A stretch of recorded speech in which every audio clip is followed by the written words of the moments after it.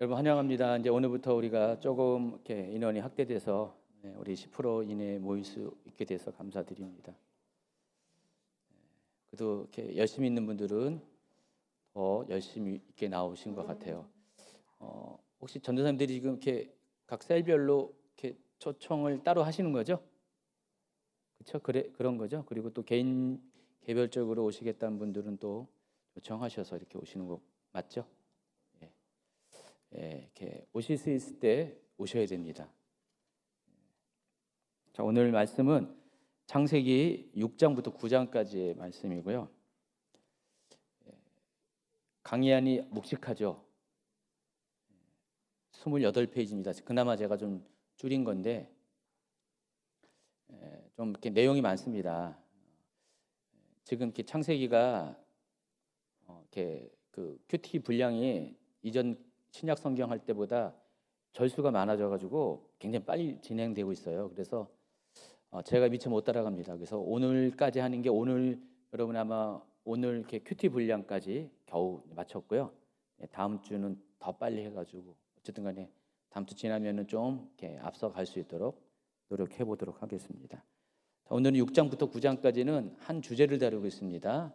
홍수 심판과 관련된 대홍수와 관련된 큰 주제를 다루고 있기 때문에 제가 이걸 챕터가 4장씩이나 되지만 한 번에 묶어가지고 설명을 해드리도록 하겠습니다. 그리고 창세기 앞부분은 전반부는 여러 가지 보충해서 설명할 내용들이 참 많아요.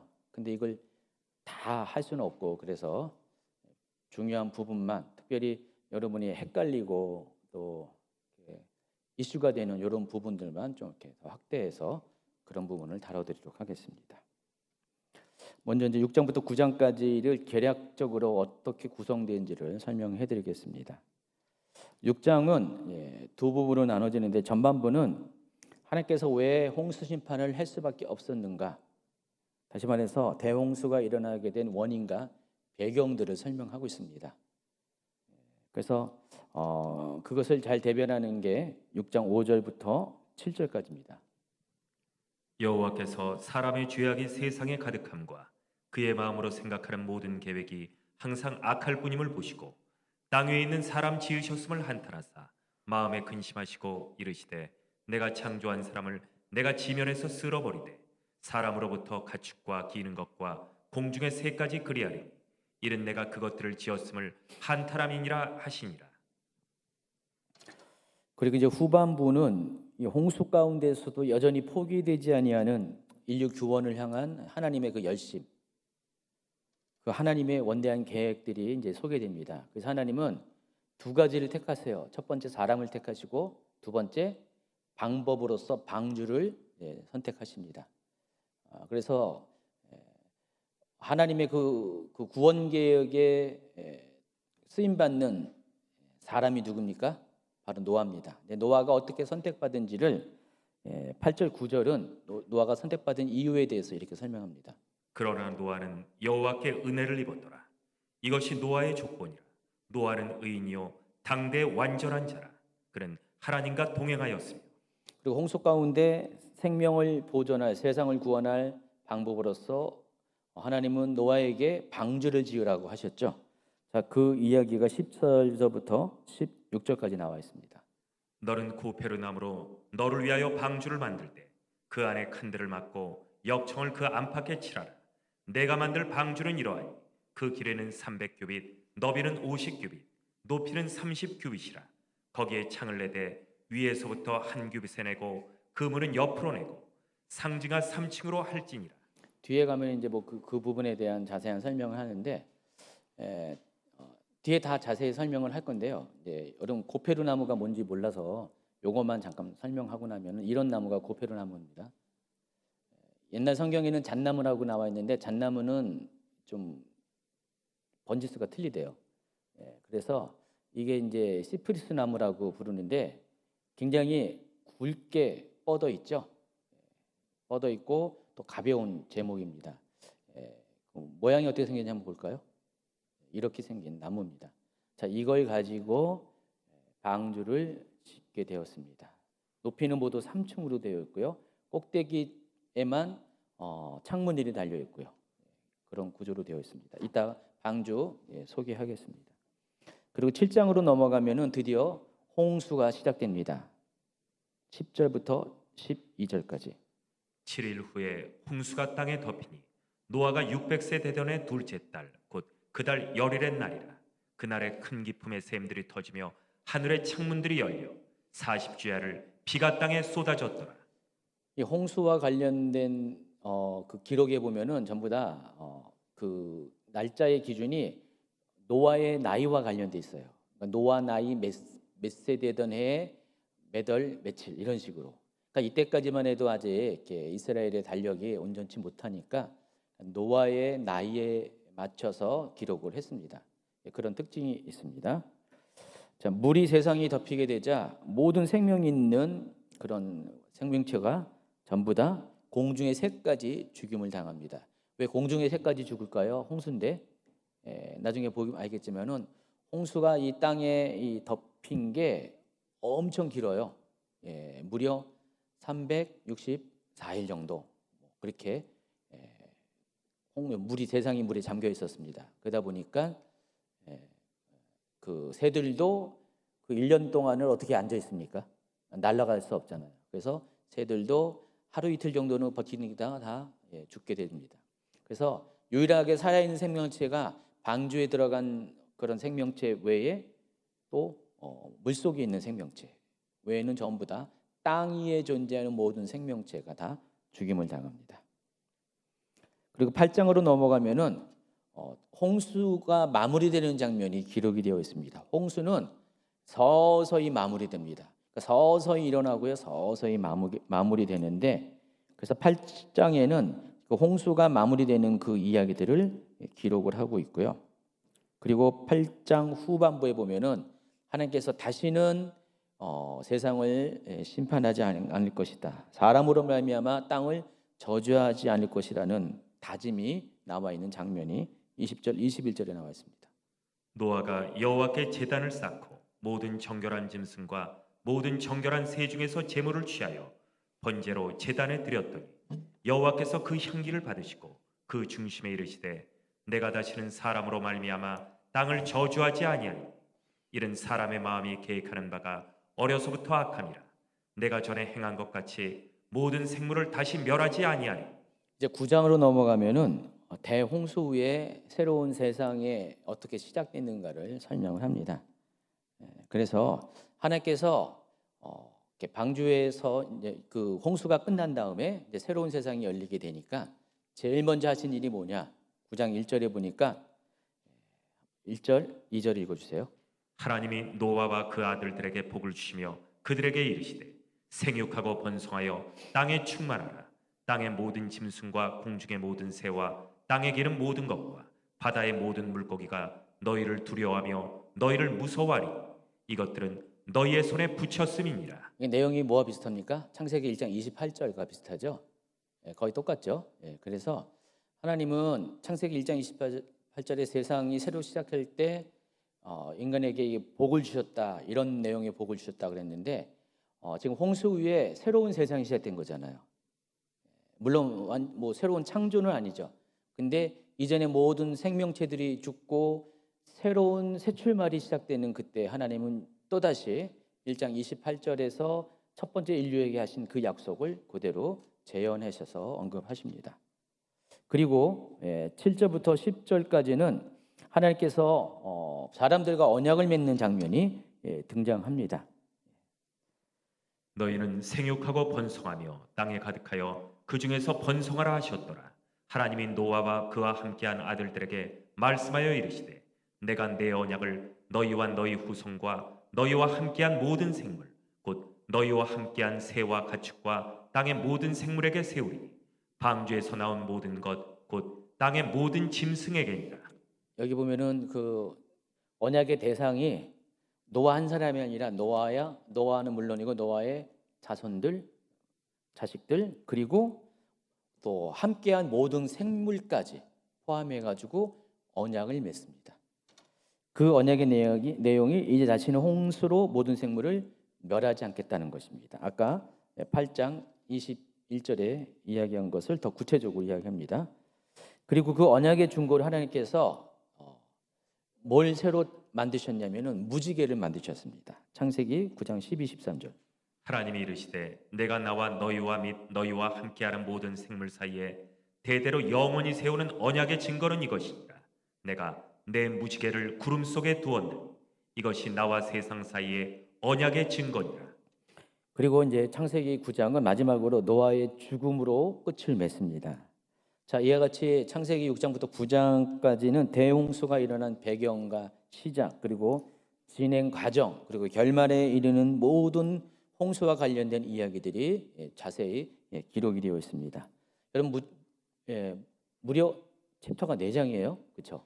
성경에서 4장 동안 한 사건을 기록한다는 것은 뭐 이럴 수 있잖아요. 홍수가 이렇게 해야지 이렇게 일어났다, 이렇게 끝났다. 몇 절로 끝낼 수도 있잖아요. 근데 이렇게 자세하게 기록을 했다는 것입니다. 뭐든지 이렇게 많은 페이지 수를 할애해서 자세히 기록했다는 것은 뭔 의미가 있어요? 굉장히 중요한 의미가 있습니다.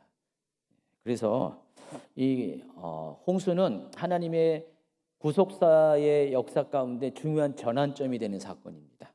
그리고 앞으로 먼 훗날 마지막 때가 이를 때 마지막 세대에게 전하고자 하는 하나님 메시지가 들어있는 사건이라는 것입니다.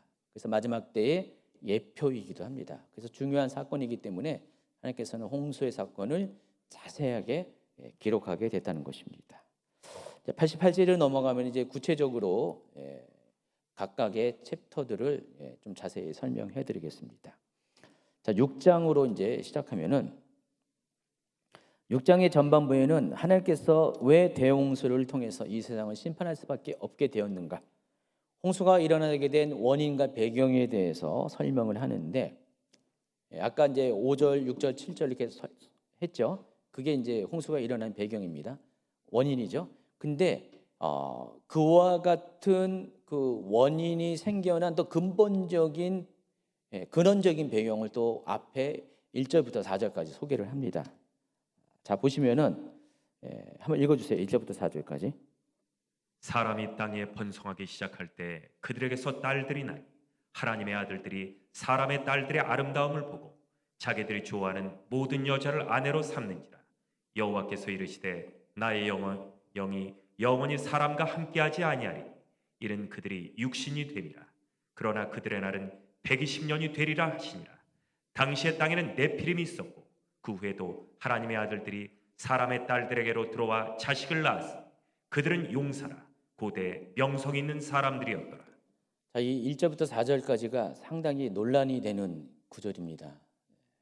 그렇죠, 여러분 각자 의견이 달라요. 근데 특별히 이 4절의 네피림에 관한 이야기가 여기 보면은 개역개정에서는 그들은 고대의 용사라고 그랬는데 세번역에서는 뭐라고 했습니까? 네피림에 대해서 거인족이라고 표현을 하고 있습니다. 그래서 이 하나님의 아들들이 과연 누굴까? 또 사람의 딸들은 좀 이렇게 크게 논란이 되진 않아요. 근데 또 네피림 누굴까? 하나님의 아들들과 사람의 딸들이 결혼해서 출생한 네피림은 과연 누굴까? 이 부분에 대한 좀 설명을 해드리도록 하겠습니다. 이 하나님의 아들들에 대해서 알아야 될 이유가 바로 이것이 이 노아의 홍수가 일어나게 된 근원적인 배경이 되기 때문에 그렇습니다. 그러니까 괜히 싫은 게 아니라 창세기 저자가 괜히 이 1, 2, 4절을 싫은 것이 아니라 홍수와 관련돼서 이것을 기록한 거예요. 그러니까 홍수가 일어나게 된 그 근본적인 근원적인 원인이 바로 이 하나님의 아들들이 사람의 딸들과 결혼해서 네피림을 낳고 세상이 하나님이 원하지 않는 악한 세상으로 돌아가게 되었기 때문에 그 원인들을 설명하고자 1절부터 4절까지를 기록했다는 것입니다. 자, 하나님의 아들들이 과연 누군가? 지금까지도 계속 논쟁이 있는데 여러 가지 이야기들이 있는데 그 중에서 대표적인 2가지의 이야기를 주장들을 설명하면은 하나님의 아들들은 믿음의 계보를 따라 태어난 사람들, 누굴까요? 셋의 후손이라고 했죠. 하나님의 아들들은 셋의 후손을 가리키고 또 사람의 딸들은 믿음이 없는 가인의 후손들을 가리킨다. 그래서 이런 거예요. 믿음의 세대가 믿음의 유산을 갖고 잘 살고 있다가 어느 날부터 믿음이 없는 사람들 세대를 거기를 좋아해가지고 그들이 혼인관계를 맺어가지고 결국 믿음이 없는 세대로 전락하게 되었다. 그래서 홍수가 일어났다. 그런 이야기를 하는 것입니다. 그 결과가 이제 네피림이고, 네피림이 고대의 용사지만은 이 네피림의 의미는 창세기 뒤에 보면은 이제 그 11장인가요? 니므롯 얘기 나오죠. 니므롯 얘기 나올 때 그와 비슷하게 이 네피림은 이렇게 부정적인 의미로 사용됩니다. 약한 존재로, 하나님과 대적하는 존재로 여기서 소개를 하고 있습니다. 표에 보는 것처럼 하나님의 아들들과 셋의 후손과 사람의 딸들 가인의 후손이 결혼해서 출생한 사람들이 네피림이다. 고대의 용사들이었다. 이렇게 소개를 하고 있습니다. 또 한 가지의 주장은 하나님의 아들들은 천사들이다. 사람의 딸들은 인간 여성들이다. 그래서 천사들이 내려와서 인간 여성들과 결혼해서 낳은 그런 사람이 거인족이 출생했다. 반인 반천사의 그런 존재들이 거인족이다. 그게 네피림이다. 자, 두 가지 주장이 가장 보편적으로 많이 이야기합니다. 근데 그 중에서 첫 번째 이야기가 일반적으로 교회사적으로 전통적으로 받아들이고 있습니다. 자, 그런데 과연 맞을까? 그래서 제가 몇 가지 설명을 해드리겠습니다. 먼저는 이 셋의 후손은 모두 경건하고 가인의 후손은 모두 불경건하다라는 이 전제가 과연 맞냐 틀리냐 이거죠. 하나님의 아들들을 셋의 후손이라고 했잖아요. 그리고 사람의 딸들이 가인의 후손이라고 했잖아요. 그러니까 하나님의 아들들이라는 것은 경건한 사람들을 의미할 거 아니에요? 그 뉘앙스 자체가. 근데 정말 그 시대에 셋의 후손들이 경건할까? 경건하다는 보장이 전혀 없습니다. 오히려 11, 12절을 한번 읽어보세요.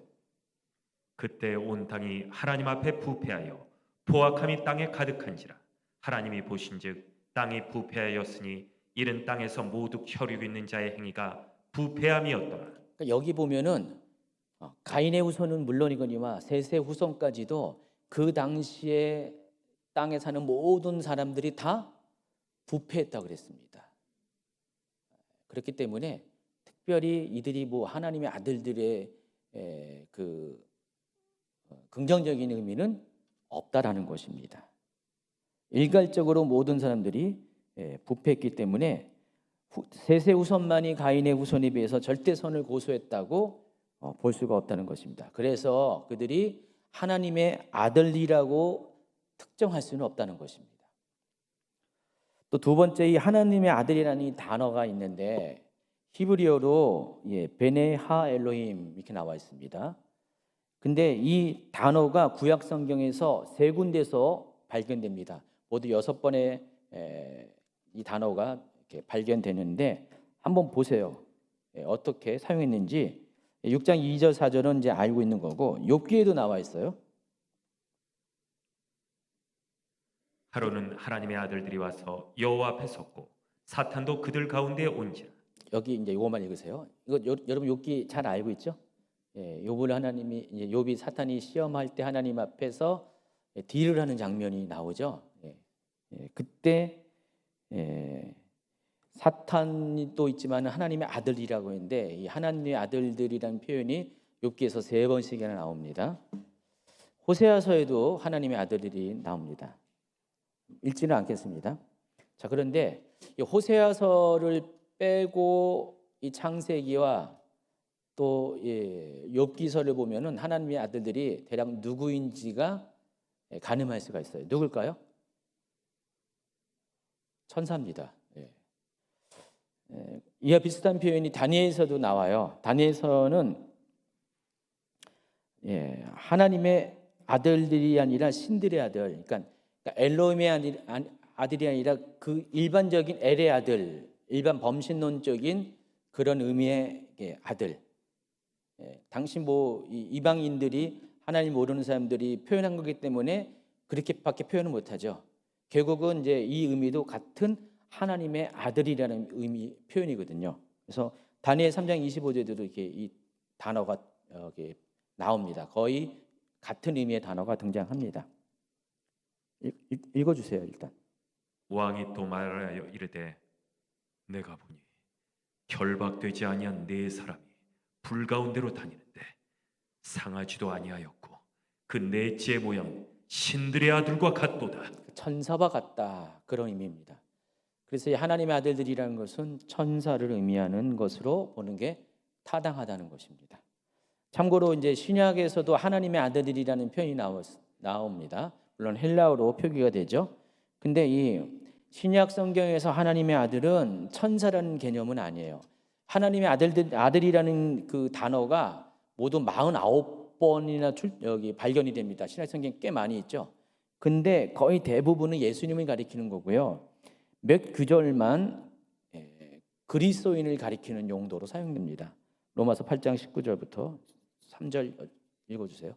피조물이 고대하는 바는 하나님의 아들들이 나타나는 것이니 너희는 내 백성이 아니라 한 그곳에서 그들이 살아계신 하나님의 아들이라 일컬음을 받으리라 함과 같으니라. 너희가 다 믿음으로 말미암아 그리스도 예수 안에서 하나님의 아들이 되었음. 이 구절들을 다 믿는 자들을 가리킨다는 것을 여러분 알 수가 있죠. 이처럼 구약의 용도와 신약의 용도가 좀 달라요.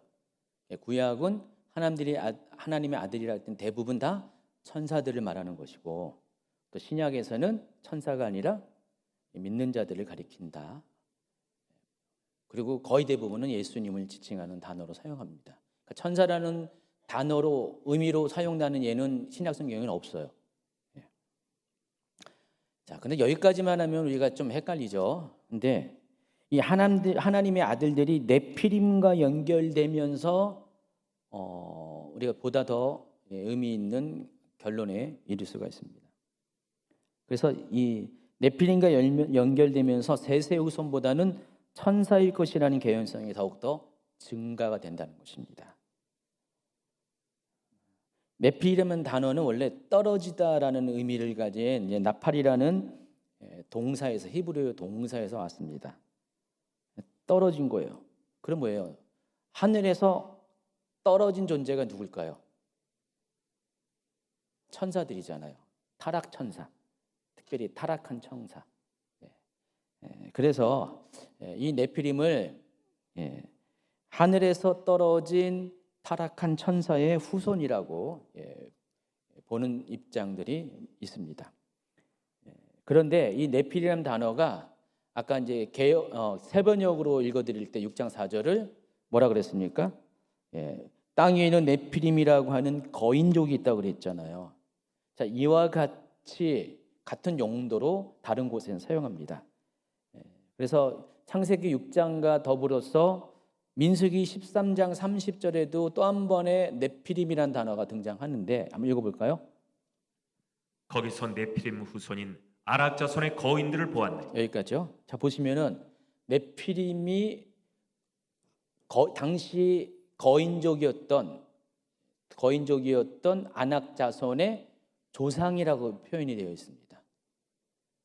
그래서 네피림은 구약 성경에서는 두 군데 나오는데 다 거인족을 의미하는 단어로 표시가 됐다는 것을 알 수가 있습니다. 그래서 성경 표현 그대로 하나님의 아들들과 사람의 딸들 사이에 출생한 거인족입니다. 그런데 여러분, 이제 정말 세상에 거인족이 있었을까? 성경에는 언급되어 있는데 거인족이 있을까요? 그래서 제가 조사를 해봤습니다. 여러 정황상 증거들을 보건대 앞전 시대에는 거인족이 살고 있었어요. 그게 분명합니다. 여러분, 이 그림을 보시면은요, 이게 1950년대 터키의 한 계곡에서, 터키가 창세기의 무대가 되는 곳이잖아요. 터키의 계곡에서 발견된 뭘까요? 이게 사람 뼈예요. 사진 조작한 게 아니에요. 실제로 저렇게 큰 사람이 살았어요. 그 뼈가 아주 오래된 뼈가 발견되었습니다. 우리 사람들의 골격과 똑같죠? 근데 크기가 엄청나죠? 그래서 또 보세요. 지금 이게 치수재고 있는 게 사람의 하얀 옷 입은 사람이. 이런 것들 또 보세요. 자, 이런 또 한 장 남아 있죠. 물 속에 있는 자, 이런 거인들의 뼈들이 세계 도처에서 많이 발견됐는데 작게는 한 3m대에서 제일 큰 게 11m까지. 그러니까 옛날에는 11m 되는 거인이 살았다는 겁니다. 그 누구죠? 골리앗. 골리앗이 몇 미터 정도 될 것 같아요? 3m가 채 안 돼요. 3m가 채 안 되는데 골리앗보다 더 큰 사람들이 많이 살았어요. 그 뼈들이 지금도 출토되고 있습니다. 여기저기서 출토되고 있습니다. 그 중에서 일부만 제가 갖고 온 거고, 저것만 보면은 여러분이 또 이렇게 확신이 들 텐데 실제로 현존했던 사람들의 사진도 있습니다. 보세요. 맨 이쪽에 오른쪽에 있는 양복 입은 사람은 키가 몇 미터 얼마 될 것 같아요? 3m는 훨씬 넘을 것 같죠. 양쪽에 이 사람들도 엄청 크죠. 3m, 맨 왼쪽의 사람은 3m는 채 안 될 것 같아요. 근데 저 오른쪽의 사람은 분명히 3m는 될 것 같아요. 오른쪽에는 서양 사람들이거든요. 여기 두 군데는 동양 사람인데 저 정도의 사람들이 살았어요. 저기 색깔 보니까 사진 수준 보니까 굉장히 오래된 사진이죠. 한 19세기 사진인 것 같아요. 그래서 지금 뭐 우리가 뭐 최장신이 2m 30m 이렇게 40까지 뭐 이렇게 지금 현존 인류 중에서 이렇게 나오는데 우리 앞전의 세대는 한 200년 전에는요 거의 3m 사는 사람도 있었어요. 근데 저 거슬러 점점 올라가면은 더 큰 사람들도 살았다는 게 실제 상황이라는 것입니다. 자, 그러므로 하나님의 아들들이 셋의 후손이라고 가정한다면 우리가 이런 의문점을 갖고 있습니다. 어떻게 셋의 후손과 가인의 후손들이 셋의 후손의 아들과 가인의 후손의 딸들이 결혼해서 자녀가 출생하면은 왜 거인족이 출생하냐 이거예요. 셋의 후손이 거인족입니까? 거인 아니잖아요. 셋도 그냥 똑같이 가인의 후손이나 셋의 후손이나 그냥 평범한 사람들이죠. 평범한 사람들인데 왜 그들과 결혼하면은 거인족이 출생할까? 이건 이상하잖아요, 그렇죠? 평범한 사람끼리 결혼하면데 왜 거인족이 이렇게 태어나냐? 이거는 유전학적으로 성립이 안 되는 것입니다. 어떤 분들은 그 홍수 이전의 세대가 너무 환경이 좋아가지고 그때 사람들이 키가 엄청 컸대요. 뭐 아담도 한 3, 4m 될 거다. 뭐 이런 식으로 하는 사람들도 있어요. 그건 저는 동의하지 않고요. 현존 그 인류보다는 더 발육 상태가 좋을 수 있는 거는 사실인 것 같아요. 환경이 좋았고 또 그때 당시에 사람 나이가 900살까지 살았다면은 성장하는 게 지금과는 좀 달랐을 거예요. 그렇죠? 그래서 지금 인류보다는 컸을 가능성은 있어요. 그렇지만은 거인족처럼 그 정도 크지는 않았을 것 같아요. 근데 중요한 것은 조합이죠. 왜 하나님의 아들들과 사람의 딸들이 결혼하면 거인족이 태어나냐? 실제적으로 셋의 후손과 가인의 후손이 결혼하면 왜 거인족이 태어나느냐? 이 부분에 대해서는 쉽게 동의가 힘들다는 것입니다. 합리적이지 않는다는 것입니다. 또 한 가지 참고 자료가 또 있는데 초대교회 당시 그리스도인들이 보편적으로 알고 있었던 제가 베드로 유다서 이야기할 때 소개했던 그 위경 중에 하나 에녹서 기억나시죠? 그래서 에녹서를 보면은요, 제 1권의 6장에 보면은 1권의 천사들에 관한 얘기 나오는데 6장에 보면은 이런 표현이 있습니다. 6장 1, 2절에 보면은 인간의 자녀들이 수가 많아지게 되면서 그 중에서는 잘생긴 남자와 아리따운 여자들이 많아졌다. 하늘의 아들인 천사들이 땅 위에 아름다운 인간의 딸들을 내려다보게 되었다. 그들은 서로 말하기를 보라 우리가 지상으로 내려가 인간의 자녀들 중에서 아름다운 여인을 취하여 아내로 삼아 자식을 낳으면서 지상에서 살자 하였다. 이거 에녹서예요. 예, 성경 아닙니다. 그리고 이제 7장으로 넘어가면은 2절을 보면은 인간의 딸들 200명이 모두 임신하여 자식들을 낳았는데 모두 다 거인들이었다. 이런 표현이 나와 있습니다. 여러분 이제 에녹서가 위경이라는 것을 감안하면은 물론 성경으로서의 정경의 권위가 없어요. 그것을 감안한다 한다 할지라도 이때 당시에는 사람들의 생각이 이와 같은 생각들을 하고 있었다는 것입니다. 그렇죠? 이와 같은 생각을 하고 있었어요. 전혀 얼토당토한 얘기가 아니라 사람들의 일반적인 생각 가운데 하늘의 천사들과 이 땅에 여자들이 결혼해서 낳은 아이들이 200명이 쌍이 있었는데 다 거인족이었다. 자, 이런 표현들이 나와 있습니다. 그래서 이거는 뭐 참고 사항이에요. 참고 사항인데 제가 굳이 소개한 이유는 그와 같은 보편적인 인식들이 그 당시에는 있었다라고 볼 수가 있습니다. 솔직히 이 하나님의 아들들이 정말 이렇게 셋의 후손인지 천사의 후손 천사인지 이거는 정확하게 결론은 내릴 수가 없어요. 아직도 논쟁의 그런 대상인데 그렇지만은 둘 중에 하나를 택하라 한다면 저 같은 경우는 아마 이 하나님의 아들들이 천사일 가능성이 오히려 더 합리적이지 않나 그런 생각을 해봅니다. 정답은 아니고 추론이 그렇다는 것입니다. 자, 그런데 이 창세기 6장에서 말하고자 하는 핵심이 하나님들의 아들들의 정체를 밝히려는 것이 아니에요. 제가 아까 분명히 얘기했지만은 홍수가 일어난 배경을 설명하다 보니까 하나님의 아들들과 네피림에 관해서 이야기를 꺼낸 것입니다. 그 대홍수의 배경이 무엇인가를 알려주기 위해서 필요해서 그냥 하나님들의 아들들과 네피림에 관해서 이야기를 한 겁니다.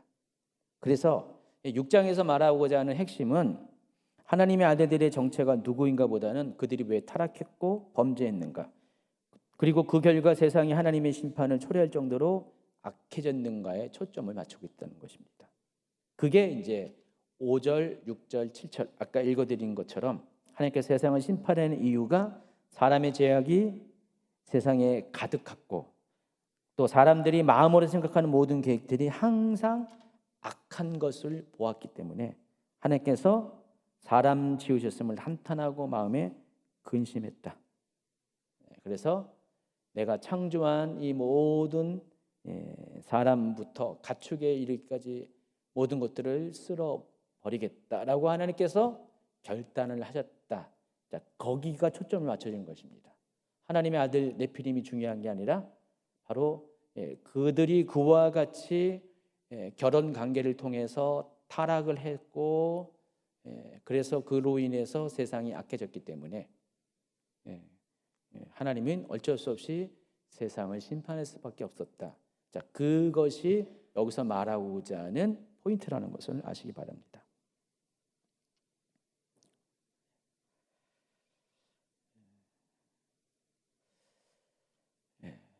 그래서 여러분 이제 41번 자막을 여기 PPT 보면은 아담부터 시작해서 노아까지의 가계도가 쭉 나와 있죠. 여기 보면은 아담부터 노아까지는 10대밖에 안 됐어요. 그러니까 아담은 노아의 9대 할아버지죠. 거슬러 올라가면은 노아까지가 10대니까 9대 할아버지예요. 1대, 2대, 3대 우리가 할아버지 조부, 증조부, 고조부 또 뭡니까? 뭐 쭉 나가죠. 뭐 우리가 그 위에 거 잘 기억이 안 날 정도로 같이 사는 사람이 없잖아요. 근데 이 시대를 보세요. 아담은 노아가 태어나기 얼마 전에 죽었어요. 얼마 한 백 몇 년 전에 죽었습니다. 그러니까 노아의 아버지인 라멕만 받으래도 아담과 첫 인간인 아담과 같이 살았어요. 같은 시대에. 그러면 하나님의 창조물인 이 아담이 살고 있는 시대임에도 불구하고 세상이 어떻게 됐어요? 하나님이 심판을 결정할 수밖에 없을 만큼 급속하게 타락해졌다는 사실을 알 수가 있습니다. 그래서 가인으로부터 시작해서 물론 근본적으로는 아담의 범죄지만은 가인으로부터 시작해가지고 죄가 시대가 세대가 내려가면 갈수록 마치 산 위에서 눈덩이가 굴러 내려오는 것처럼 중력 가속도를 갖고 더 강도 있게 더 범위가 넓게 죄가 깊어지고 퍼져가는 것처럼 불과 9세대 만에 이 세상은 심판을 결정할 정도로 극도로 혼잡해지고 타락하고 죄악이 가득 찼다는 사실을 여러분이 아시기 바랍니다. 그래서 죄의 특성이 그렇습니다. 죄는 누군가가 이것을 막아서는 자가 없으면요 계속해서 굴러가는 게 죄입니다. 죄는 계속해서 관성의 법칙에 의해서 멈추지 않습니다. 계속 내려가면 내려갈수록 세대를 통해 내려갈수록 커지고 또 커지는 것이 죄라는 것입니다. 그래서 시대가 갈수록 세상이 악해질수록 피조물들은 어떻게 할까요? 하나님의 아들들이 나타나길 원하는 거예요. 하나님의 아들이 나타나가지고 이 세상을 죄악으로부터 건져내고 브레이크를 걸고 구원할 그 사람들이 하나님의 아들이라는 것입니다. 그러니까 신약 성경은 그와 같은 개념에서 하나님의 아들들을 소개합니다. 신약 성경은 볼까요? 8장 로마서 8장 19절과 14절. 피조물이 고대하는 바는 하나님의 아들들이 나타나는 것이니 무릇 하나님의 영으로 인도함을 받은 사람은 곧 하나님의 아들이라. 그래서 하나님의 아들들이 나타나기 원하는데 그 하나님의 아들들이 누구라고요? 하나님의 영으로 인도함을 받는 사람들. 누구예요? 바로 지금 여러분입니다. 그래서 이 신약 성경에서 하나님의 아들은 여러분입니다. 그렇죠? 이제 다시 홍수 이야기로 넘어가겠습니다. 세상은 심판을 받게 됩니다. 자, 그런데 그 당시에는 노아가 있었어요. 노아가 바로 여기서 말하는 하나님의 아들이라는 것입니다. 다른 앞에 하나님의 아들들, 천사로서의 하나님의 아들들, 타락한 천사로서 하나님 아들들이 있지만은 여기서는 지금 로마서 8장 19절에서 기대하는 바로 그 하나님의 아들로서의 노아가 등장합니다. 노아에 대해서 아까도 읽었지만 8절 9절. 그러나 노아는 여호와께 은혜를 입었더라. 노아는 의인이요 당대의 완전한 자라. 그는 하나님과 동행하였으며. 하나님은 그래서 이 세상을 심판하기에 앞서서 하나님의 마음과 뜻을 아는 사람, 또 하나님 보시기에 의로운 사람, 이게 하나님의 마음과 뜻을 아는 사람이 하나님 보기에 의로운 자거든요.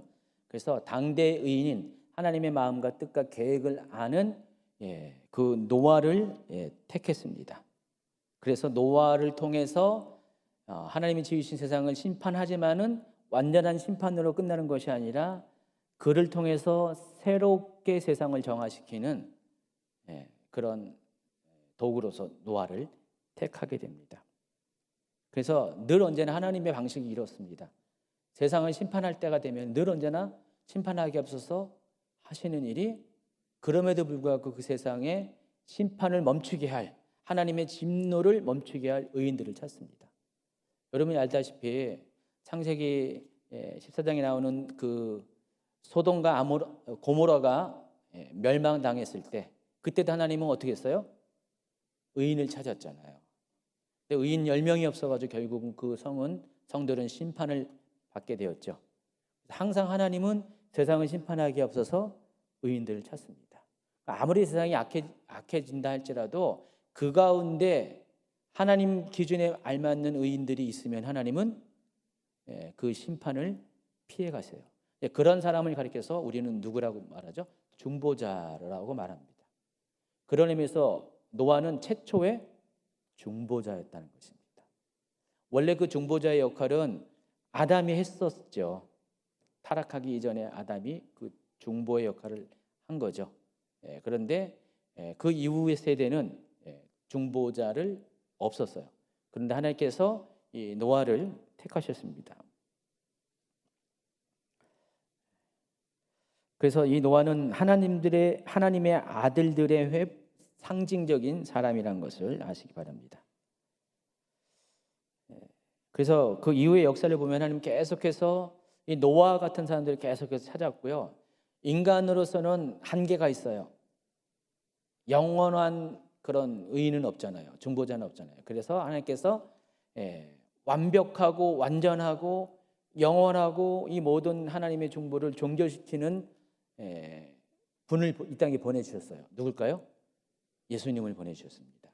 그러니까 사람으로서의 중보자를 이제 더 이상 찾지 않고 예수님을 통해서 그 하나님의 중보의 사역을 완성시키게 됩니다. 그래서 예수님은 이 땅에 오셔서 스스로 하나님의 진노의 잔을 몸으로 다 걸마시우시고 그리고 막아서서 하나님의 심판을 피해가는 새로운 생명의 길을 열어주신 분이 예수 그리스도라는 것입니다. 그런 측면에서 노아는 바로 예수님의 왜요? 예표예요. 그림자예요. 그 노아의 방주 또한 마찬가지죠. 구원의 예표라는 것입니다. 그러니까 노아의 방주에 올라타는 사람은 구원을 받게 되는 거죠. 나는 구원 열차 올라타고서 2절 나는 구원 방주 올라타고 하늘나라 가지요. 이게 괜한 그 아이들 찬양이 아니라 이게 신학적인 내용이 포함되고 있습니다. 그래서 6장 9절을 보면은 하나님께서 노아에게 홍수 심판을 경고하십니다. 아까 읽어드린 11, 12절, 13절까지 한 번 더 읽어주세요. 11, 12, 13절. 그때 온 땅이 하나님 앞에 부패하여 포악함이 땅에 가득한지라 하나님이 보신즉 땅이 부패하였으니 이른 땅에서 모든 혈육 있는 자의 행위가 부패함이었더라. 하나님이 노아에게 이르시되 모든 혈육 있는 자의 포악함이 땅에 가득함으로 그 끝날이 내 앞에 이르렀으니 내가 그들을 땅과 함께 멸하리라. 이처럼 하나님은 항상 심판에 앞서서 먼저 하나님이 하신 일을 알려주신다. 아모스서 3장 7절 기억하시죠? 주 여호와께서는 자기의 비밀을 그종 선지자들에게 보이지 아니하고서는 결코 행하심이 없느니라. 그런 측면에서 지금 하나님은 세상 심판에 관한 하나님의 계획을 당대의 의인, 다시 말해서 하나님의 마음과 뜻을 아는, 하나님과 통하는, 하나님과 함께 걷는, 동행하는 노아에게 알려주신 것입니다. 그래서 이것을 먼저 알고 노아가 이 세상 심판을 막을 수 있도록 대비하라, 준비하라고 그런 의미에서 노아에게 이것을 알려주신 것입니다. 그래서 하나님은 노아에게 홍수로부터 생명체를 보존할 수 있도록 방주를 만들 것을 명령합니다. 6장 14절. 자, 근데 이 방주를 뭐로 만들라고 했어요? 아까 고페루나무라고 했죠. 아까 보여줬어요. 근데 이 방주라는 게 과연 어떤 의미가 있는지를 좀 여러분이 아셔야 되는데, 이 방주라는 이 단어가 원래 히브리어 단어는 테바라는 단어를 사용했습니다. 이 테바라는 단어는 구약 성경에서 딱 두 군데밖에 사용 안 했습니다. 출애굽기 2장에 나와요. 3절과 6절에 나오는데 여기 보시면은 출애굽기 2장에는 뭐로 번역됐어요? 갈대 상자. 다 테바예요. 갈대 상자와 이 방주가 공통점이 있습니다. 테바의 특징이 뭐냐? 방향키가 없다는 거. 여러분, 배라는 건 뭐예요? 방향키가 있고 동력원이 있잖아요. 노라든지 뭐가 있잖아요. 도시라든지. 근데 노아의 방주의 특징은 사람만 실을 수 있고 물에 뜰 수만 있지 자기가 원하는 쪽으로 갈 수 있는 아무런 장치가 없습니다. 동력 장치도 없고 방향키도 없어요. 그래서 테바라는 단어를 사용했습니다. 모세가 담겨져 있던 이 갈대 상자도 마찬가지입니다. 그래서 테바의 특징은 배의 일반적인 기능 중에 방향 전환의 기능이 전혀 없는 게 테바예요. 하나님이 왜 하필이면은 이왕이면은 방향도 정할 수 있는 그런 배를 만들지 않고 왜 방향 전환도 할 수 없는 테바를 만들게 하셨을까? 왜 그럴까요? 하나님이 친히 선장되셔야 되기 때문에.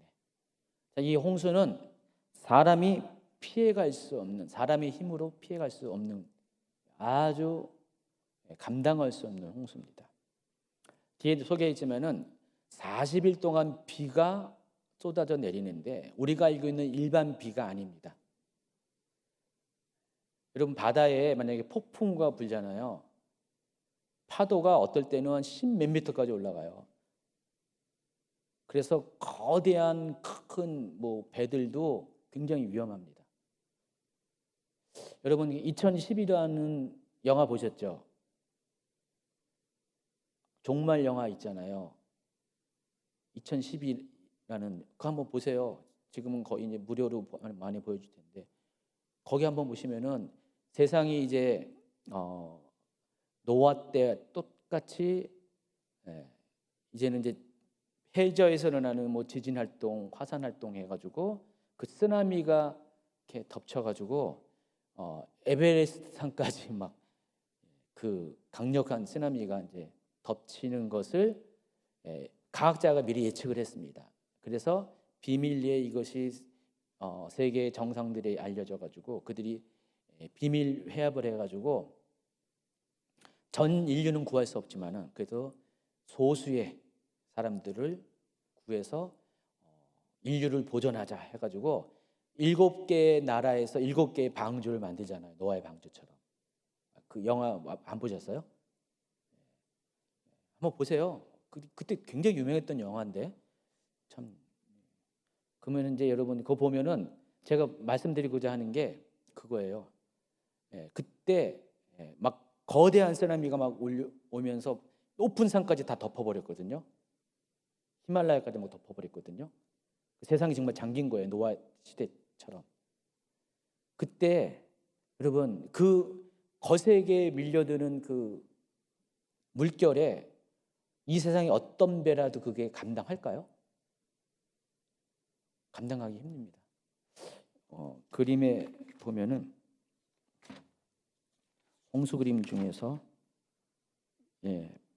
76번 PPT 한번 보여주세요. 저렇게 저게 노아의 방주입니다. 노아의 방주인데 저 파도 보세요. 아마 저 파도가 높이가 거의 100m는 되지 않을까? 50m는 거뜬하게 넘어갈 거고요. 100m는 될 것 같아요. 노아의 방주의 높이가 13.5m거든요. 저거에 보시면은 거의 100m 가까운 높은 파도가 있는데 노아의 방주가 어떻게 저걸 건져내겠습니까? 사람이 저걸 배를 조종해 가지고 이 파고를 넘어갈 수가 있습니까? 아니에요. 그래서 아예 하나님은 처음부터 하나님이 키를 잡고 그런 방주 테바를 만들라고 하신 것입니다. 48번 PPT 보면은 누가 만화로 이렇게 딱 그려놨는데 방주를 가리키는 히브리어 테바는 두 군데 나온다 해가지고 이렇게 갈대 상자 그리고 또 노아의 방주 때 이 방주도 테바라는 단어를 사용했는데 두 가지 공통점은 뭐라고요? 방향키가 없다. 오로지 하나님이 이끄시는 대로 갈 수밖에 없는 게 테바다. 그래요. 그래서 이 운명의 킥을 붙잡고 있는 분이 승선한 사람이 아니라 노아가 아니라 누구예요? 하나님이시다는 것을 아시기 바랍니다. 14, 15, 16절에는 방주의 설계조 테바를 소개했는데 높이가 13.5m라고 그랬죠. 15절에 보니까 길이가 135m 또 넓이가 폭이 22.5m. 그래서 51번 PPT 보면은 저런 구조로 되어 있습니다. 방주가 저런 구조로 되어 있고요. 또 다음 그림 보시면은요, 저렇게 생겼습니다. 그러니까 방주는 완전히 뭐 같아요? 잠수함 비슷하게 완전히 가려졌죠. 그리고 위에 보면은 창들이 있어요. 맨 꼭대기층에 조그만 창들이 1규빗 사이로 이렇게 좀 있습니다. 그러니까 완전히 방주는 껌껌해요. 제가 최냐 목사님이랑 뭔 얘기했냐면은 그 40일 동안 그냥 비가 엄청 왔잖아요. 그 비가 하늘에서 궁창 위에 물이 쏟아졌죠. 땅에서는요, 땅에서 이 해저수들이 막 그 해저 폭발에 의해서 화산이 터지는 것처럼 이 해저수들이 해양수들이 깊은 물에 있는 것들이 땅 속에 있는 물들이 막 터져 나오는 그런 물이었어요. 굉장했을 것 같아요. 하나님이 굳이 사람들이 보는 걸 원치 않았을 것 같아요. 그렇죠? 가지고 저기 방주로 오면 굉장히 껌껌해요. 비가 막 오고 막 날이 굳은데 그 낮이라도 얼마나 껌껌할까요? 그러니까 방주 소가는 굉장히 칠흑과 같은 곳일 것입니다. 위에만 겨우 3층 꼭대기에만 창들이 좀 있는 건데 완전히 하나님이 다 가려버렸어요. 바깥에 일어나는 모든 그런 혼란스러운 상황들을 다 보지 못하게 다 가려버리고요. 하나님이 그냥 무조건 방주 안에 있는 사람들 하나님은 의지하게 만드셨다는 것을 아시기 바랍니다. 방주를 건조하는 장면들을 이렇게 보시면은 이렇게 그 베르나무로 만들어서 역청을 발라서 아까 갈대 상자도 역청을 발랐다고 똑같이 표현하는데, 자, 그럼 방주가 몇 년 동안 지어졌을까요? 몇 년 지었을까요? 방주? 네? 네? 큰 소리 얘기해 보세요. 요거 답을 봐서 보통 우리가 일반적으로 방주가 120년이라고 뭐 목사님들도 습관적으로 많이 하는데 저도 지금 이번에 본격적으로 이거를 파고들어 연구해 보니까 120년이 아니에요. 우리가 이제 6장 3절을 보고 이제 120년이라고 추측을 많이 하는데 120년이 아닌 이유가 제가 따져봤어요. 일단은 자, 노아의 세 아들이 출생 연도가 언제냐면은 이때 당시는 달력이 없다 보니까 노아의 나이를 기준으로 해를 카운트했다고 했죠. 노아의 나이 500세 지난 후에 셈과 함과 야벳이 출생했다 그랬습니다. 그렇죠? 자, 그러면은 일단은 120년은 성립이 안 되잖아요. 노아의 아들들이 같이 노아와 함께 이 방주를 지었거든요. 혼자 지은 게 아니기 때문에 그래서 일단은 120년이라는 자체가 이 구절 하나만 갖고도 성립이 안 돼요. 제가 따져봤더니 이때 당시에 셈의 나이가 이때 당시 셈이 언제 태어났냐면은 그러니까 뒤에 창세기 11장에 보면 셈의 족보가 나오는데 셈의 족보는 이러하니라 해놓고 셈은 100세 곧 홍수 후 2년에 아르박삿을 낳았다 그랬습니다. 그러니까 셈은 홍수 2년이 되는 노아의 나이로 보면은 602세 때에 셈이 100살이었어요. 그러면 계산하는 거 어렵지 않죠? 100을 빼버리면 어떻게 해요? 셈은 노아 나이 몇 세 때 태어난 거예요? 502세에 태어난 겁니다. 셈이 장자거든요. 그러면은 그 다음에 함과 야벳 또 그들이 자랐죠.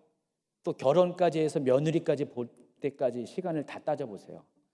아무리 못 잡아도 최소한 30년 이상 걸리지 않았을까요? 그러니까 이들이 함께 방주를 지을 수 있는 가장 아무리 땡겨도 가장 근접한 시기는 30년이 좀 더 지나면은 그러니까 노아의 나이 530세 지나서야 겨우 방주를 지을 수 있는 그런 시간이 열리게 된 거예요. 그럼 방주는 얼마큼 지은 거예요? 120년이 아니라 70년 안쪽일 가능성이 많습니다. 별거 다 얘기하냐고요? 사람들이 이렇게 궁금해해서 하는 겁니다. 100페이지로 넘어갑니다. 그래도 많이 했습니다. 벌써 절반 이상을 했습니다. 하나님은 이제 방주를 짓게 한 다음에 방주를 이제 지을 때 계획을 알려주는데, 생명 있는 그 모든 동물들이 기본적으로 암수 한 쌍씩 두 쌍, 암수 두 쌍. 그러니까 모두 몇 마리예요? 4마리. 고양이 4마리, 강아지 4마리, 닭 4마리. 각각 4마리씩. 성비는 각각 암수 2마리씩 해가지고 각 동물마다 종류마다 4마리씩을 승선하게 만듭니다. 그 이야기가 19, 20절에 나와 있습니다. 그래서 이렇게 그림 59번에 보면은 재밌는 그림. 제가 너무 이렇게 앙증맞고 재밌어가지고 이 그림을 오늘 강의 표지 모델로, 저기 노아가 딱 성경책에 지금 노아의 방주라는 겁니다. 여러분 여기 사자 닮은 분 계시죠? 여기 사자같이 용맹스러운 분 계시고,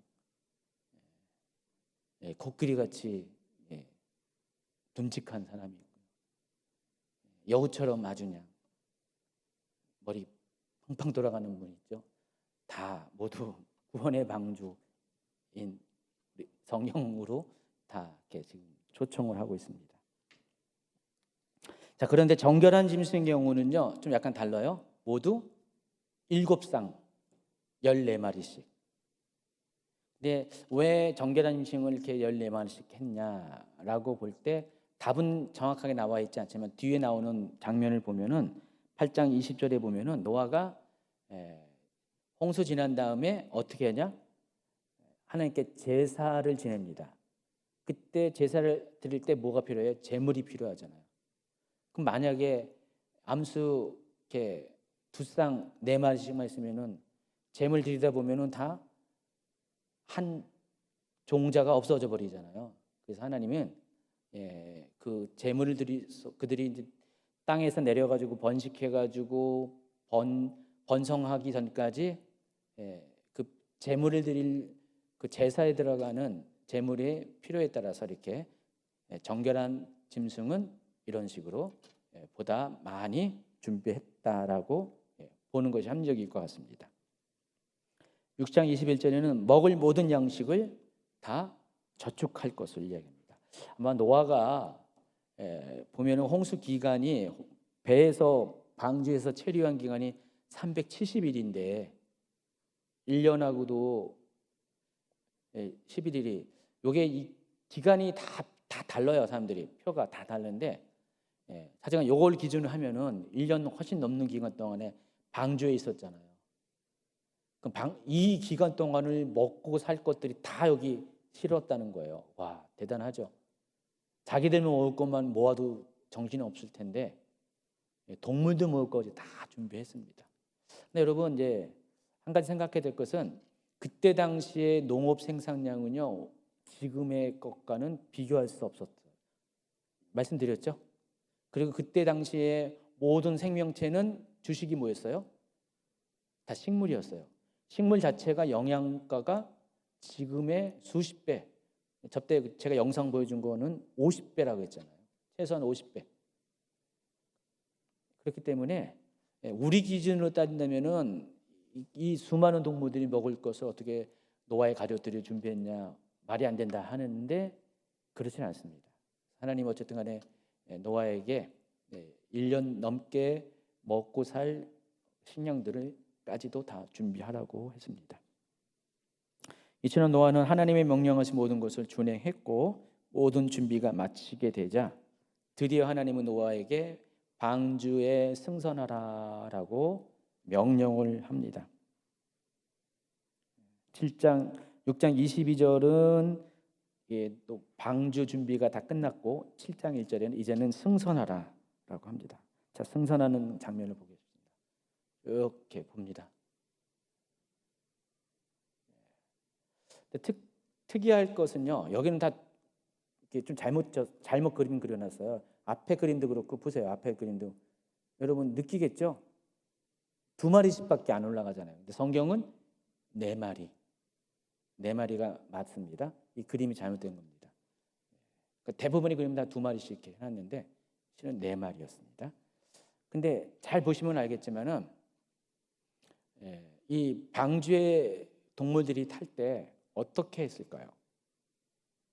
노아가 공문을 띄었나요? 동물 여러분, 언제 며칠 날 비가 올 겁니다. 홍수가 있으면 빨리 모이세요. 이렇게 할까요? 안 그렇죠? 그러면 아들들 시켜가지고 며느리 시켜가지고 막 가가지고 몰아올까요? 안 그렇죠? 어떻게 할까요? 하나님이 동물들 스스로 방주 때가 되니까 몰려들게 만듭니다. 그냥 알아서 올라온 거예요, 동물들이. 그러니까 노아가 그럴 수는 없잖아요. 어디에 박혀 있는지 모르잖아요. 저 굼벵이가 저 땅속 박혀 있는데 걔를 어떻게 끄집어내요? 어딘지 보이지도 않은데. 그러니까 다 하나님이 다 그걸 이끌어내셨다는 것을 아시기 바랍니다.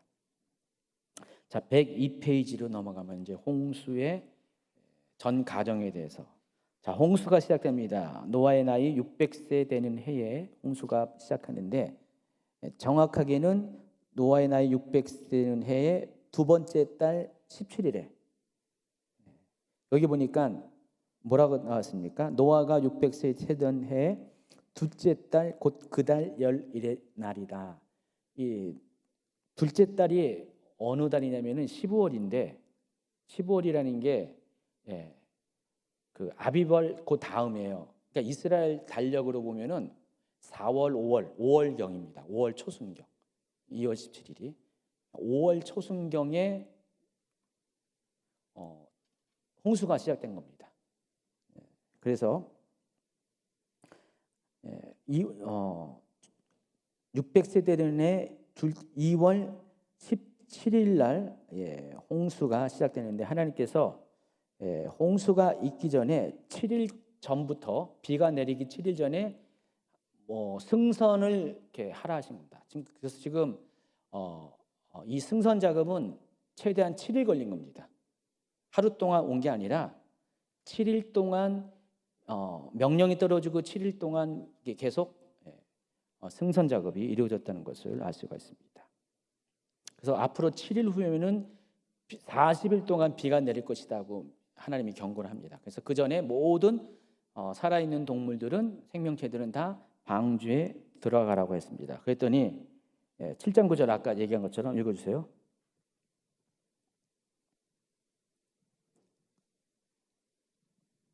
하나님이 노아에게 명하신 대로 암수 둘씩 노아에게 나와 방주로 들어갔으니 7장 15절 무릇 생명의 기운이 있는 육체가 둘씩 노아에게 나와 방주로 들어갔으니 알아서 들어갔다는 사실을 아시기 바랍니다. 자, 방주 승선이 다 종료됐습니다. 모든 사람들이 점호까지 다 마쳤어요. 다 왔지?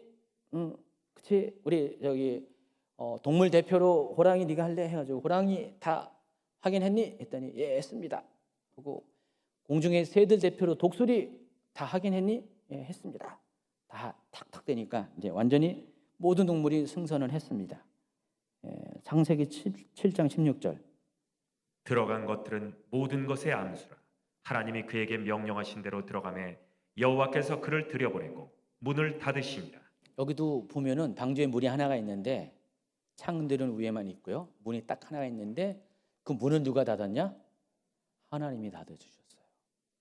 다 들어간 것. 그러니까 방주를 보면은 다 하나님이 주도권을 하나님이 선장되고 계신다는 것을 알 수가 있습니다. 자, 약속한 7일이 경과하자마자 2월 17일부터 비가 쏟아지는데 40일 동안 끊임없이 쏟아지기 시작합니다. 10절부터 쭉 나와 있죠. 7일 후에 홍수가 땅에 덮이니 노아가 600세 되던 해 둘째 달 곧 그 달 열일의 날이라. 그날에 큰 기쁨의 샘들이 터지며 하늘의 창문들이 열며 40주야를 비가 땅에 쏟아졌더라. 그래서 아까 보여줬던 이 그림, 첫 번째 그림은 이 정도는 아니에요. 이 정도는 일반적인 비고, 이렇게 휘몰아치는 이 정도의 그런 파고가 치는 그런 강력한 비들이 위아래로 쏟아졌다는 사실을 아시기 바랍니다. 그리고 17절부터 쭉 보면은요, 홍수가 땅에 40일 동안 계속되고 물이 많아져 드디어 방주가 땅에서 떠올랐고요. 물이 더 많아지니까 방주가 물 위에 떠다니기 시작합니다. 그리고 물이 더 넘치니까 천하의 높은 산들이 다 잠겼습니다. 그리고 나서 20절에 보니까 물이 더 불어가지고 모든 산들이 다 잠기고 그 산들, 가장 높은 산들보다 15큐빗이나 더 올랐다 그랬습니다. 15큐빗은 약 7m 정도를 가리킵니다. 1큐빗이 45cm거든요. 요게 큐빗이에요. 45cm니까 이게 15큐빗이면 약 7m 정도. 7m 정도. 그러니까 모든 세상에 있는 모든 지형 지물들은 7m 아래로 다 잠긴 거예요. 이해하시겠죠? 예. 그래서 이 그림에 보시면은 이렇게 나와 있습니다. 이렇게 된 상태에서 무려 150일 동안이 지나갑니다. 그러니까 비가 오는 기간 40일 포함해서 150일. 그러니까 어떻게 해요? 바다 생물 빼고는 전부 다 육상에 있거나 공중에 있던 생물들은, 방주에 들어가지 않은 생물들은 다 죽을 수밖에 없습니다. 그리고 홍수가 시작한 지 150일이 지났습니다. 8장으로 넘어가면은요. 읽어주세요. 1, 2, 3절. 하나님이 노아와 그와 함께 방주에 있는 모든 들짐승과 가축을 기억하사 하나님이 바람을 땅에 불게 하심에 물이 줄어들었고 기품의 샘과 하늘의 창문이 닫히고 하늘에서 비가 그치매 물이 땅에서 물러가고 점점 물러가서 150일 후에 줄어들고. 자, 83번 슬라이드를 보시면은 자, 저렇게 물이 점점 줄어드는 이렇게 것이 이렇게 그래프처럼 보이죠? 시간들을 잘 보시기 바랍니다.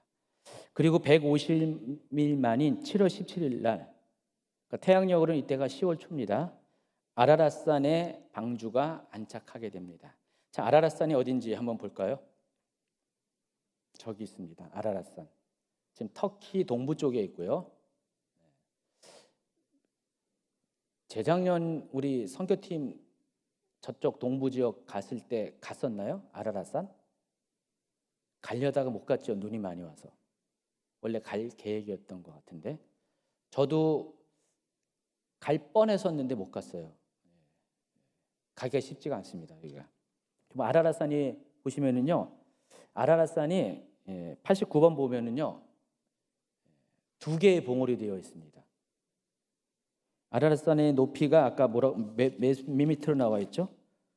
5,137m. 5,137m 되는 높은 산인데 저 위에는 만년설이 있잖아요. 보시면은 두 개의 봉우리 되어 있어가지고 다음 그림을 보시면은 확실하게 보이죠? 그 왼쪽에 있는 큰 봉우리가 대아라랏산, 오른쪽에 있는 작은 봉우리가 소아라랏산 이렇게 부릅니다. 위에서 찍은 거 보면은 별로 이렇게 선명도는 적지만은 저렇게 돼 있습니다. 저렇게 두 개의 아라랏산으로 이렇게 구성되어 있습니다. 그래서 92번 슬라이드 보시면은요, 7월 17일 날은 저 대아라랏산에 거기에 방주가 안착을 한 거고, 불이 더 빠지니까 10월 1일 날 소아라랏산 봉우리까지 보이게 되는 것입니다. 그리고 더 시간이 지나서 40일 정도 지나서 드디어 까마귀와 비둘기를 내보냅니다. 물이 더 빠졌는가를.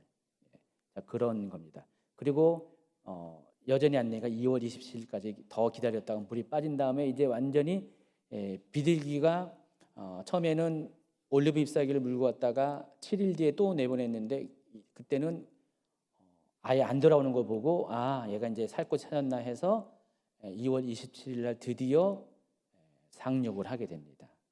저런 식으로 이렇게 돌아갑니다. 지금 이렇게 87번 슬라이드를 보시면은 지금 저 노아의 방주가 있다고 생각하는 그런 장소, 저기도 논쟁이 많죠. 그 옆에 보면은 지금 이렇게 무슨 성벽처럼 쭉 돼 있는데 그게 그 고페루 나무가 화석화된 거로 보고 있습니다. 저거는 자연적으로 생겼다기보다도 정말 인공 구조물처럼 보이는데 저게 배의 흔적이라고 보고 있습니다. 저것도 다 일단은 가설이에요, 가설. 그렇게 알고 계시고요. 저기 관련된 것들은 영상을 한번 여러분 이렇게 찾아보면 있습니다. 노아의 방주 발견하고 하면은 저런 영상들이 뜨니까 보시기 바랍니다. 어쨌든 이제 아라랏산에 이렇게 배가 안착이 되고 나서요. 그리고 나서 계속해서 머물고 있게 되는데 97번 슬라이드를 보시면요.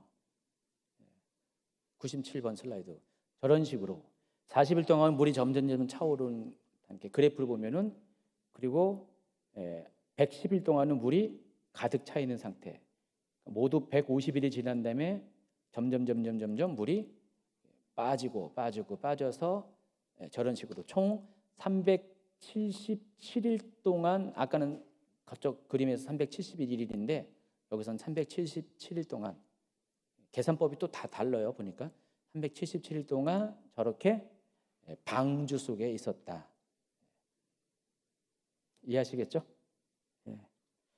드디어 이제 방주에서 나오게 됩니다.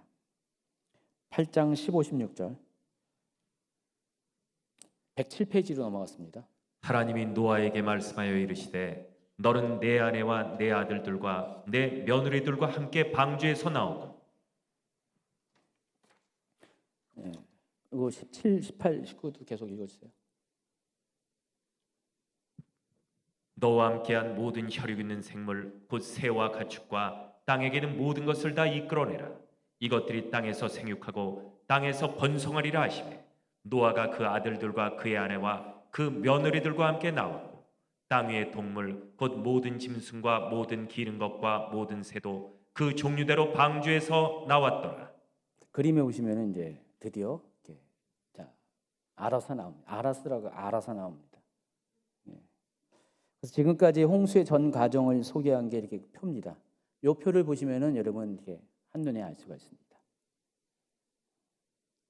그리고 이제 방주에서 나온 다음에 새로운 세상에서 노아가 한 게 뭐냐면은 첫 번째 한 것이 8장 20절. 노아가 여호와께 제단을 쌓고 모든 정결한 짐승과 모든 정결한 새 중에서 제물을 취하여 번제로 제단에 드렸더니. 번제 드리는 장면이 쭉 나옵니다. 8식구가 저렇게 번제를 드립니다. 보니까 모든 정결한 짐승과 모든 정결한 새 중에서 아까 정결한 것들이 14마리씩 7쌍씩 14마리씩 해놨잖아요. 그러니까 굉장히 많은 제물을 드린 거예요. 지금요. 상당히 많은 제물을 드렸습니다. 자, 그랬더니 21절에 여호와께서 그 향기를 받으시고 그 중심에 이르시되 내가 다시는 사람으로 말미암아 땅을 저주하지 아니하니 이는 사람의 마음이 계획하는 바가 어려서부터 악함이라. 내가 전에 행한 것 같이 모든 생물을 다시 멸하지 아니하리. 이렇게 스스로 약속을 하십니다. 109페이지 넘어가면은 이제 마지막 단원이 홍수 후의 세상입니다. 자, 홍수 후의 세상은 여러 가지 변화가 찾아옵니다. 가장 대표적인 것이 지구 환경이 바뀌었어요. 제가 이렇게 초반부에 창세기 초반 강의에 설명한 것처럼 궁창 위에 물이 있는데 그 궁창 위의 물이 전부 다 쏟아져 내려왔다고 했죠. 이게 변동이 없는 처음부터 하나님께서 지구를 보호하기 위해서 지구 환경을 보호하기 위해서 마치 온실의 그런 지붕처럼 이렇게 만들어 놓으신 건데 이게 전 지구의 해양수의 50% 정도 되는 아주 방대한 물이었는데 그게 다 쏟아져 내려왔습니다. 그래서 완전히 이제는 더 이상 궁창 위의 물이 존재하지 않습니다. 지구 환경이 과거처럼 보호되지가 않았습니다. 모든 우주선으로부터 태양 광선으로부터 보호가 되지 않습니다. 그래서 더 이상 생명체를 보호하는 보호막을 제공하지 못해서 지구 환경에 변화가 생깁니다. 8장 22절은 그것을 이렇게 표현합니다. 땅이 있을 동안에는 심음과 거둠과 추위와 더위야 여름과 겨울과 낮과 밤이 쉬지 아니하리라. 이때부터 이런 춥고 더운 계절의 변화가 생기기 시작했다고 이야기합니다. 자, 9장 1절에 보면은 또 하나님께서 방주에서 나오는 노아와 그 아들들에게 이렇게 말씀하십니다. 그들에게 이르시되 생육하고 번성하고 땅에 충만하라. 아까 이야기했던 겁니다. 그리고 또 한 가지 재미있는 게 9장 3절입니다. 모든 산동물은 너희의 먹을 것이 될지라 채소같이 내가 이것을 다 너희에게 주노라. 이때부터 육식이 시작됐습니다. 그 전까지는 채소만 먹고 사람들이 건강을 유지했는데 지금부터는 지구 환경이 바뀌면서 채식만 갖고는 못 사니까 육식을 먹으라고 하나님께서 말씀하십니다. 요즘도 이렇게 채식주의자가 있는데 알고 보면 성경적이지 않죠. 그렇죠. 하나님 육식을 먹으라 했는데 채식 갖고는 건강을 유지하기 쉽지가 않은 것 같아요. 원래는 그런 것 같아요. 자, 그런데 4절부터는 육식을 허용하면서부터 하나님이 또 전제를 달아주는데 핏째로 먹지 말라. 4절, 5절, 6절. 왜냐하면 피는 생명을 의미하는 거기 때문에 생명의 근원이 피이기 때문에 피를 먹지 말라고 합니다. 자, 이것은 후대 율법으로 강조하게 됩니다. 신명기 12장 23절에 다만 크게 삼가서 그 피는 먹지 말라. 피는 그 생명인즉 내가 그 생명을 고기와 함께 먹지 못하리. 보면 창세기에 보면은요 후대 율법으로 정해지게 되지만은 이미 이 창세기 안에 그런 것들이 이미 시행된 예들이 많이 있습니다. 제사 드리는 방법도 그렇고요 많이 있습니다. 그래서 후대 율법은요 전혀 없었던 것이 생겨나는 것이 아니라 이미 있었던 것을 하나님께서 율법화 시켰다는 그 사실을 여러분 아시기 바랍니다. 이어서 7절부터는요 하나님께서 인류와 언약을 맺는 장면이 나오는데 언약의 내용이 뭐라고 했어요? 11절 내가 너희와 언약을 세우리니 다시는 모든 생물을 홍수로 멸하지 아니할 것이라. 땅을 멸할 홍수가 다시 있지 아니하리라. 그리고 이 언약의 증거로서 뭘 보여준다고 했어요? 무지개 12, 13절 하나님이 이르시되 내가 나와 너희와 및 너희와 함께하는 모든 생물 사이에 대대로 영원히 세우는 언약의 증거는 이것이니라. 내가 내 무지개를 구름 속에 두었나니 이것이 나와 세상 사이에 언약의 증거니라. 그림을 한번 보세요. 무지개 전에는 없었던 게 무지개가 생겼습니다. 여러분 무지개가 왜 생겼을까요? 또 상식적으로 한번 생각해 보세요. 전에는 궁창 위에 물이 있었잖아요. 그러니까 물이 있을 때는 과학적으로 무지개가 안 생긴 거예요. 근데 물이 없어지면서 저 무지개가 생긴 겁니다. 제가 이제 아라레스에 가고 싶었던 이유 중에 하나가 무지개 보러 가려고 그랬거든요. 3년 전인가 4년 전인가 우리 터키 선교사님이 저한테 사진을 하나 보내왔어요. 목사님 보세요 하면서 아라산 가신 거예요, 이분이. 근데 진짜로 무지개가 있는 거예요, 아라산에서. 뒤에 아라산에 있는데 무지개가 이렇게 동그랗게 뜬 거예요. 그래서 자랑하시려고 저한테 보여준 거예요. 너무 신기해가지고요. 다른 장소에 있는 무지개가 아니라 바로 노아가 보았던 그 무지개가 거기 있는 거예요. 지금도 무지개가 거기 잘 핀대요, 아라라산에. 그래가지고 아라라산 가서 나도 무지개 한번 보고 싶었는데 한 번도 못 갔습니다. 아라라산 터키 다시 문 열려서 이번엔 꼭 아라라산 가고 말 겁니다. 물론 이렇게 선교하면서 지나가다가 들리겠다는 거죠.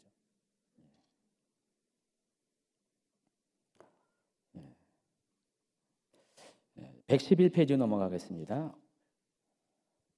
자, 무지개 언약을 끝으로 홍수와 관련된 이야기가 종결되고요. 이제 홍수 이후에 노아의 세 아들에 의해서 새로운 인류가 세상에 퍼지게 됩니다. 18, 19절. 방주에서 나온 노아의 아들들은 셈과 함과 야벳이라. 함은 가나안의 아버지라. 노아의 이 세 아들로부터 사람들이 온 땅에 퍼지니라. 근데 왜 셈이라고 불렀습니까? 예. 원래 히브리 발음은 셈을 하면 안 되고 셈이라고 불러야 돼. 셈. 이 삼형제를 통해서 후손이 번성하게 될 것이다. 온 땅에 퍼진다고 이야기합니다. 그러면서 이 삼형제의 후손에 대해서는 창세기 10장 1절 이후에 본격적으로 소개됩니다. 노아의 아들 셈과 함과 야벳의 족보는 이러하니라 해놓고 10장에는 이렇게 쭉 대략적인 이야기를 쭉 하고 11장에는 그 중에서 그 구속사의 그 적자인 셈의 후손들이 이제 나이까지 정확하게 거기에 다시 한번 소개를 하죠. 근데 제가 이렇게 생각을 해봤어요. 왜 노아는 아들이 셈과 함과 야벳만 있었을까? 여러분 어떻게 생각하세요? 셈과 함과 야벳만 있을까요, 노아가? 이 셈과 함과 야벳이 500살 이후에 태어났잖아요. 그러면은 노아가 아무리 이렇게 늦게 잡아도 100살 전후에서는 분명히 아들을 낳기 시작했을 텐데, 그 400년 동안 자녀를 낳았을 텐데, 2년에 한 번씩만 나와도 200명은 낳았을 텐데 최소한. 그렇잖아요. 그들은 다 어디 갔어요? 어디 갔을까요? 저도 모르죠. 결과적으로는 다 물속에 잠겼죠, 그들도. 성경은 모든 사람의 이름을 다 소개하지 않죠.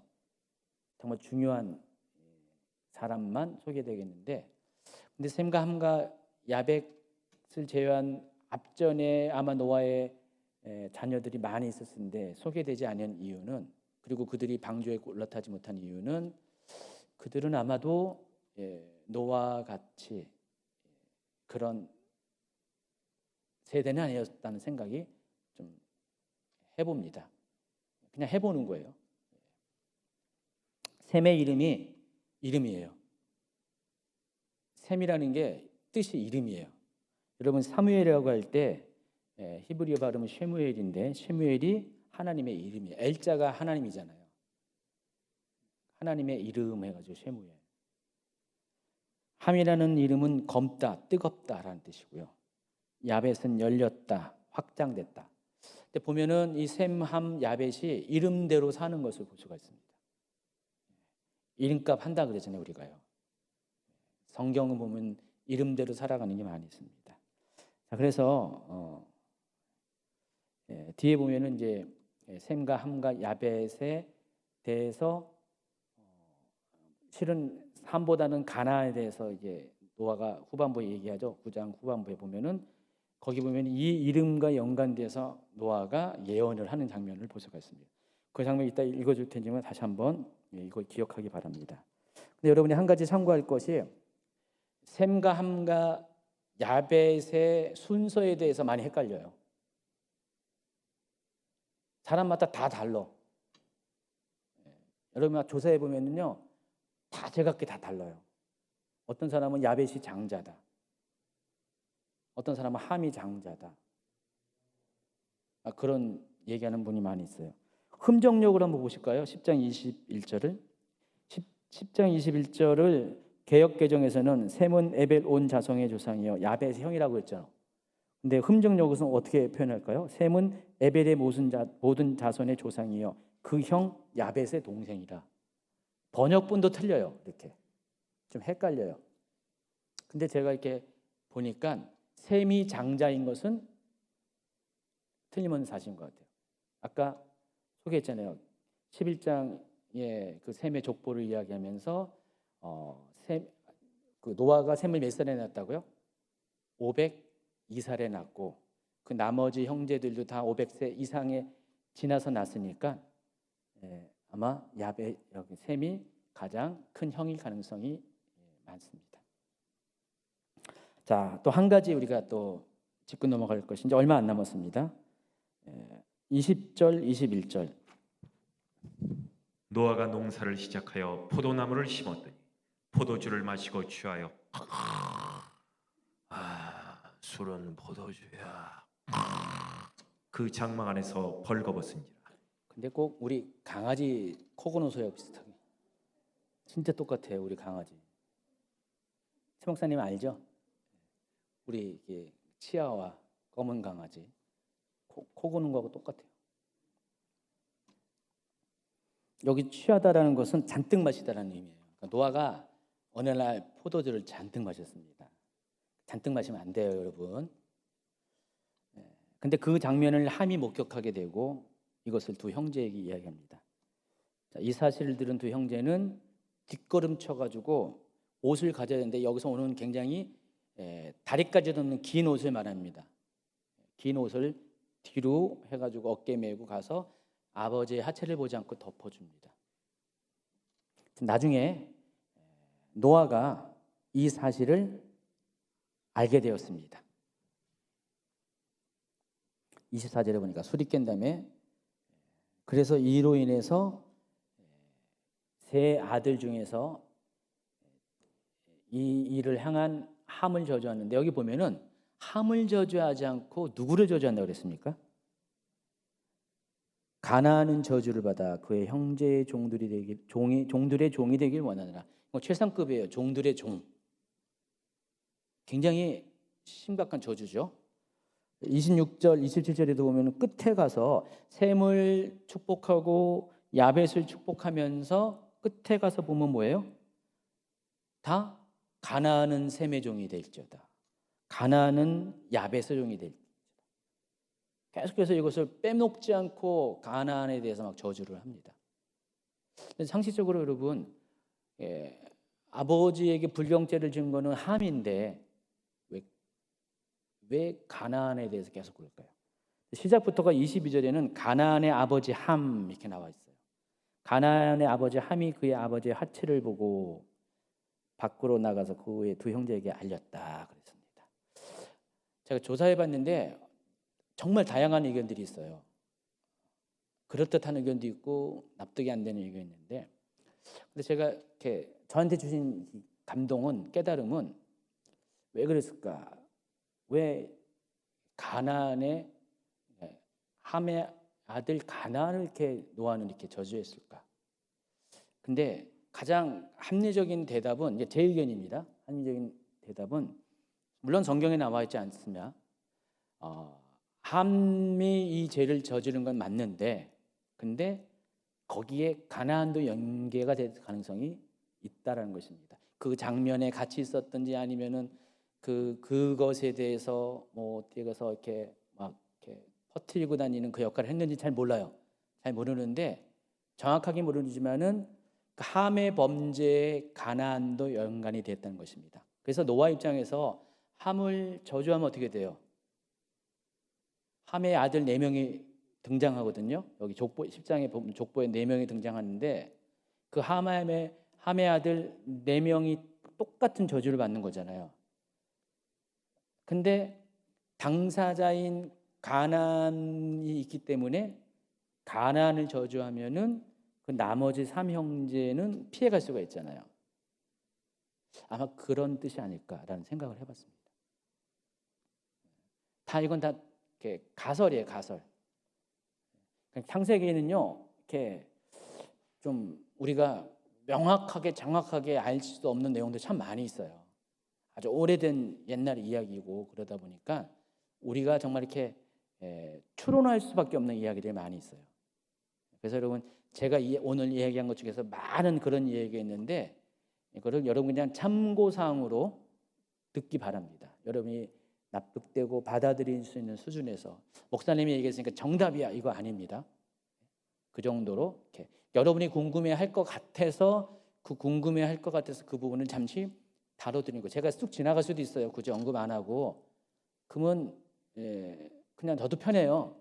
이슈가 되는 거 얘기 안 하고 그냥 쑥 지나가면 좋은데, 근데 언젠가는 누군가가 질문할 거잖아요. 그렇죠, 김남일 목사님. 예, 분명히 질문하실 거잖아요. 아마 이렇게 제 얘기도 막 질문이 떠올랐을 거예요. 아마 지금도 뭔가 질문이 있죠. 예. 그러니까 다들 이렇게 질문을 하게 되니까 그래서 제가 미리 알고 조금이나 언급해 준 것입니다. 9장 28절 29절. 홍수 후에 노아가 350년을 살았고 그의 나이가 950세가 되어 죽었더라. 끝.